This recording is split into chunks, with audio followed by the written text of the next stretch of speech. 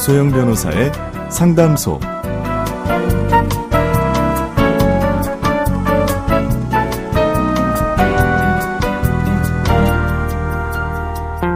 양소영 변호사의 상담소, 양담소를 찾아주신 여러분 환영합니다. 양소영입니다.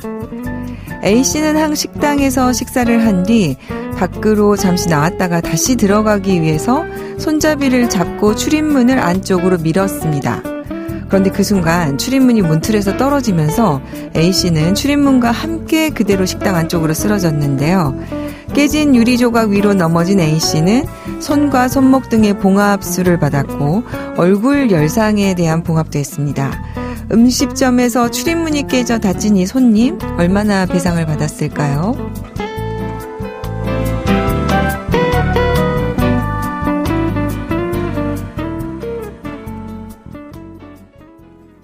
법무법인 승인 양소영 변호사입니다. 네, 이렇게 이제 출입문이 문틀에 떨어지면서까지 사고가 나는 경우는 흔하지는 않지만, 이렇게 이제 식당이나 이런 그 대중이 이용할 수 있는 공간에서 작지 않은 사고들이 많이 일어나죠. 자, 어떻게 결론이 났는지 한번 볼까요? A씨는 식당 주인에게 사고로 인해 입은 손해를 배상하라면서 치료비와 위자료 등 약 1억 2천만 원의 금액을 청구하는 소송을 냈습니다. 재판 과정에서 식당 주인 측은 출입문이 안전한 강화유리 소재였고 출입문 표식도 부착이 되어 있어서 별도의 추가 조치 필요성을 기대하기는 어려웠다. 이렇게 주장을 했습니다. 하지만 재판부는 사고는 출입문과 문틀 고정 부분에 하자가 있어서 발생한 것으로 보인다. 그렇다면 식당 주인은 안전 배려 의무를 위반했고 이 같은 의무 위반으로 인해서 사고가 발생했기 때문에 여기에 대한 손해를 배상하는 것이 타당하다. 이렇게 판단을 했습니다. 자, 다친 A씨가 보니까 상처 봉합 때 지출한 기왕 치료비, 그리고 향후 레이저 치료를 위한 장례 치료비 중 일부, 그리고 위자료 500만 원 해가지고 1,620여만 원을 지급해야 된다. 이렇게 판단을 했습니다. 네, 여기서 이제 향후 치료비까지 인정이 됐다는 거, 여러분이 좀 참고하시면 좋을 것 같고요. 당시에 예상했던 치료 이외에 더 치료가 필요할 경우에 그 부분이 발생하면 또 별도로 아마 청구를 하면 그 부분까지 법원에서 배상해야 된다고 아마 판단을 할 겁니다. 자, 해당 식당 주인은 해당 소송이 진행 중에 11월에 사망한 것으로 전해져서요. 이럴 경우에는 이제 상속인들이 소송을 수기해서 손해배상 책임을 부담을 합니다. 그래서 상속 지분에 따라 A씨에게 손해를 배상하라 이렇게 판단을 했습니다.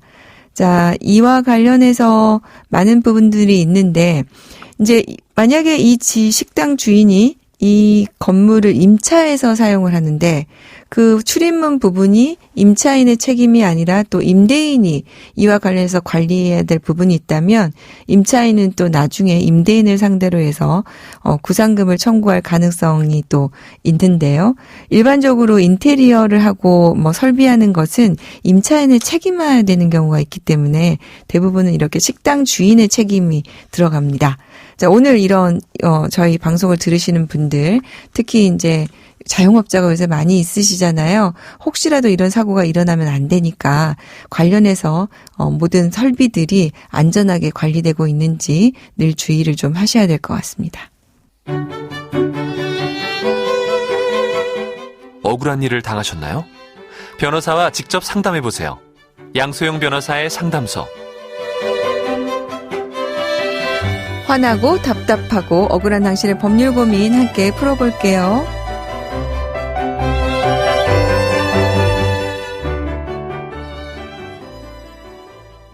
오늘은 안미연 변호사님 함께합니다. 변호사님 안녕하세요. 안녕하세요. 안미연 변호사입니다. 네, 준비된 사연 만나보고 얘기 계속 나눠볼게요.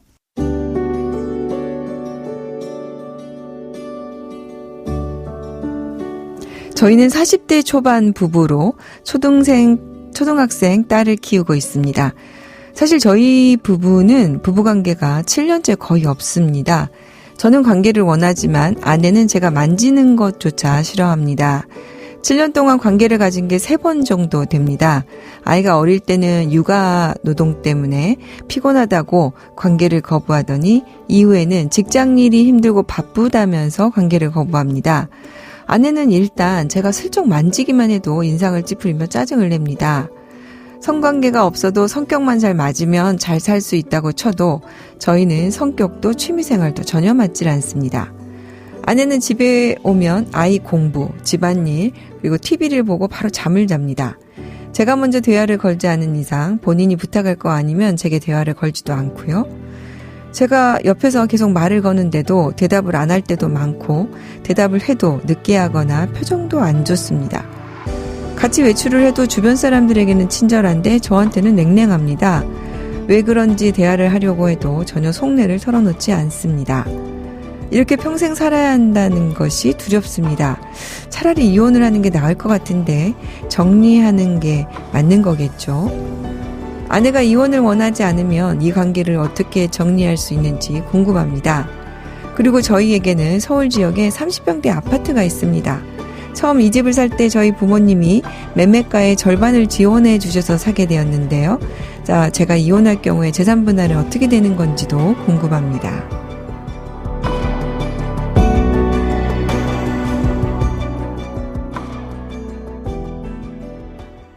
네. 부부관계도 없고 대화도 없고 7년이란 시간이 정말 긴 시간일 것 같은데 얼마나 힘드실까 저는 좀 짐작이 되는데요. 안미연 변호사님, 이 부부의 답답한 관계, 이게 지금 이혼 사유가 될 수 있을까요? 지금 전형적인 식물 부부의 이제 경우로 보여지는데요. 네. 그 결혼 후에 이제 사이가 좋아지지 않아서 좋지 않게 되어서 무늬만 이제 부부인 경우로 식물 부부라고 한다고 합니다. 그러니까 요새는 용어들이 네. 참 많습니다. 이런 거를 네. 또 알아야 저희가 또 전달을 드리는데 네. 이 식물 부부의 특징이 각방을 쓰고 대화 단절되는 특징이 있다라고 해요. 그래서 실질적으로 부부로서의 기능을 전혀 이제 하지 못하는 상태를 의미하는데 지금 사연이 이 식물 부부의 경우와 좀 비슷하지 않나 그 생각을 좀 해봤습니다. 네. 그래서 아직 뭐 각방을 쓰고 있다거나 이런 사실은 확인되지는 않았지만 일단 대화 단절. 심각한 대화 단절이 문제가 될 수도 있겠고요. 그리고 사실 그 종합적인 원인을 이제 살펴봐야 되겠지만 부부 관계를 이제 거부하고 있다는 점, 이 점도 이혼 사유로 좀 살펴볼 필요가 있을 것 같습니다. 사실 이제 이런 부분은요, 차라리 각방을 쓰는 게 마음이 편하죠. 각방을 안 쓰면서 지금 만지기만 해도 짜증을 낸다면 오히려 더 고문이죠. 스트레스가 네. 되지 않을까 생각이 드는데요. 이런 부부들은 보면은 대부분 대화도 거의 문자나 뭐 깨톡 이렇게만 나누지, 실제로 두 사람 사이에 얘기가 오가는 것도 거의 없더라고요. 제가 본 사건 중에는 이제 메모를 써놓고 나가세요. 네. 네. 그래서 남편분이 메모를 써놓고 나가면 아내분이 메모로 답변을 해놓습니다. 그러니까 네. 말입니다. 지금 남편은 특히나 이제 부부관계가 없는 걸 굉장히 힘들어합니다. 자, 부부 사이에 그 법으로 봤을 때 민법상 부부관계에 응해야 할 의무가 있다 이렇게 볼 수 있는 겁니까? 이럴 땐 판례를 살펴봐야 되는데요. 부부간 동거 의무가 있잖아요. 네. 판례는 이 동거 의무 속에 그 배우자랑 성생활을 함께할 의무가 포함되어 있다라고 보고 있습니다. 그래서 정당한 이유 없이 부부관계를 거부해서 이 때문에 혼인관계가 회복될 여지 없이 완전히 파탄됐다라고 하는 경우면 당연히 이혼 사유가 될 수 있습니다. 네. 그러면 부부관계를 거부하면 무조건 이혼 사유가 되는 겁니까?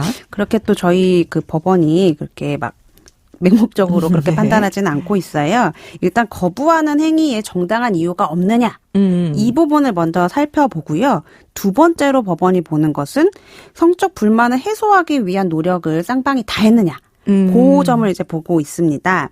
일단 만약에 지금 아내가 부부관계를 거부하는 데 있어서 예를 들어서 뭐 성관계에 대한 트라우마가 있다던가 네. 아니면 뭐 극심한 우울증으로 이제 응할 수 없다던가 하는 사유가 있는지 여부를 살펴봐야 되는데 만약에 그런 부분이 원인이 돼서 부부관계 거부에 이르렀다면 일단 그 문제를 해소하기 위한 노력을 쌍방이 다 해봐야 되고 그러한 노력을 다 했는데도 이제 정말 회복할 수 없다거나 아니면 말로만 이제 회복의 노력을 할 뿐이지 실질적인 개선의 노력을 하지 않았다라고 판단되는 경우면 법원은 부부관계 거부를 원인으로 해서 이혼 청구를 인용하고 있습니다. 네.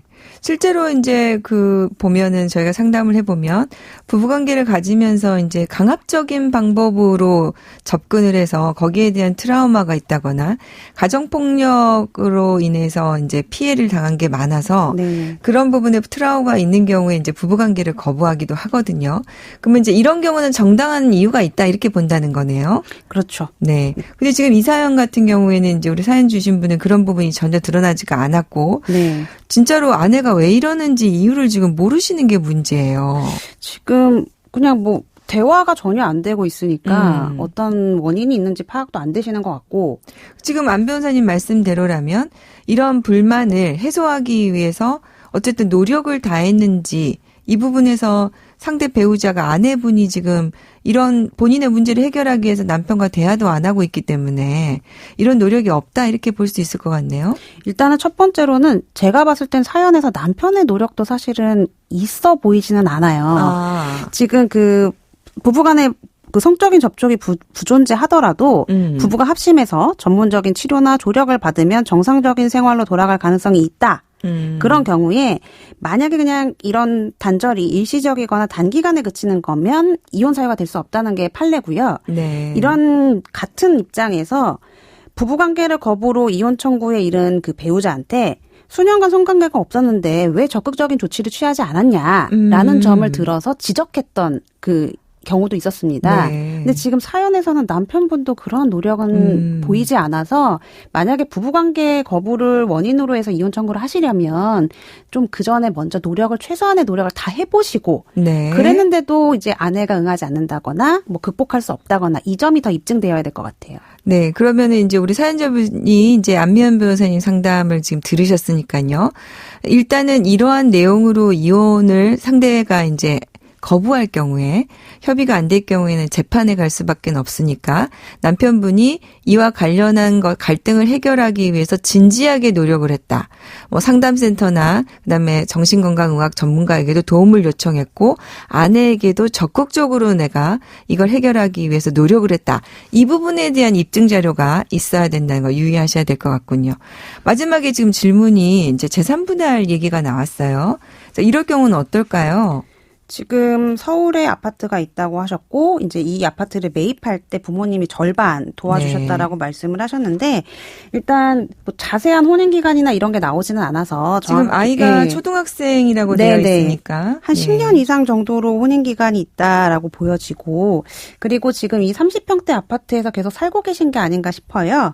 그래서 일단은 신혼집 이 집을 마련하는 데 있어서는 남편 쪽의 기여가 일단 우선 큽니다. 네. 근데 지금 보니까 아내도 직장 생활 때문에 부부 관계를 이제 힘들다라는 이유로 거부했다라는 거 보면 또 맞벌이를 또 하셨던 것 같아요. 네. 그래서 소득이 어느 정도였고 생활비 부담이 어떻게 됐는지도 보기는 해야겠지만 일단은 이 사건에서 집에 대한 비용 투자는 남편 쪽에서 좀 월등하게 많이 한 상황이기 때문에 일단은 남편의 기여도는 아내 이상이 될 수밖에 없고요. 네. 물론 이제 우리 집에서 이렇게 다 투자를 해서 아파트를 형성했는데 이걸 왜 나눠야 되냐라고 생각하실 수도 있는데 혼인 기간이 10년 이상 되고 그리고 이 집에서 함께 지금 거주하면서 관리를 해온 점이 있기 때문에 네. 이 아파트는 일단 재산분할 대상에는 들어갑니다. 네. 재산분할 대상에는 들어가는데 이제 구체적으로 그 비율은 실제로 이제 소득의 차이, 네. 그다음에 뭐 육아노동이나 가사노동에 어느 정도 기여를 했는지 이런 부분이 비율이 정해질 수밖에 없을 것 같아서 정확히 어느 정도 될 것이다라고는 얘기하기가 어렵겠군요. 네. 자, 오늘 부부관계 거부 대화가 없는 부부와 관련해서 안미연 변호사님 도움 말씀 감사합니다. 네, 감사합니다. 양소영 변호사의 상담소 양담소는 내일 또 문을 엽니다. 끝곡 The Weeknd의 Save Your Tears 들려드릴게요. 양소영이었습니다.